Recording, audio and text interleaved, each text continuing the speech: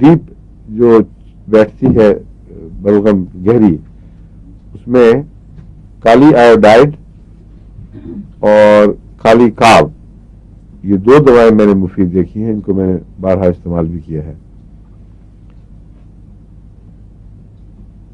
اور آرسنک آیوڈائڈ بھی.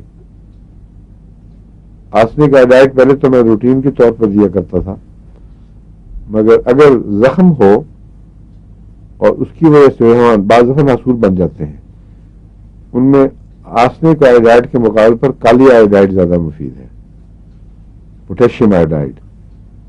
اور پوٹیشیم کا لنگز کی گہری بیماریوں سے تعلق ہے، تبھی کالی کارب کا بھی.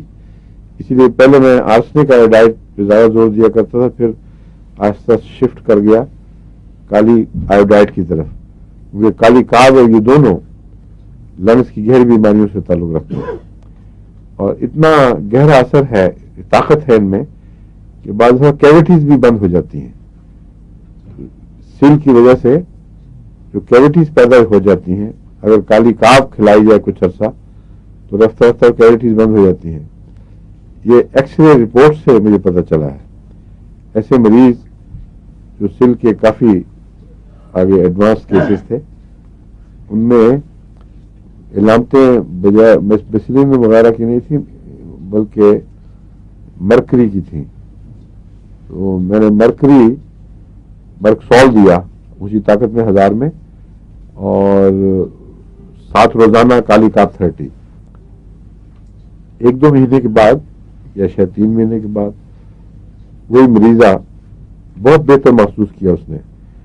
تو جہاں پہلے وہ ڈاکٹر کے پاس ایکس رے کرایا کرتی تھی، اسی کے پاس جا کے اس نے ایکس رے کرایا تو ڈاکٹر نے کہا کہ تم تو وہ ہو ہی نہیں.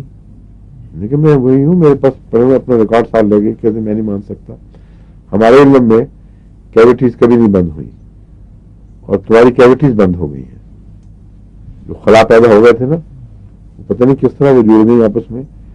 مگر اس کے بعد پھر وہ مریضہ جب تک زندہ رہی ہے کبھی اس کو وہ تکلیف نہیں ہوئی.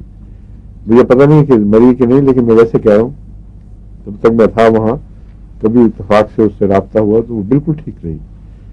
تو کالی پوٹیشیم میں لنگز کے ساتھ ایک تعلق ہے، اور کالی کاو اور کالی آیوڈائڈ کا بہت گہرا تعلق ہے. اگر السریشن نہ ہوئی ہو، گہرے زخم نہ ہو، تو گہری کھود کر نکالنے والی بلغم میں آرسنک آیوڈائڈ بہت مفید ہے.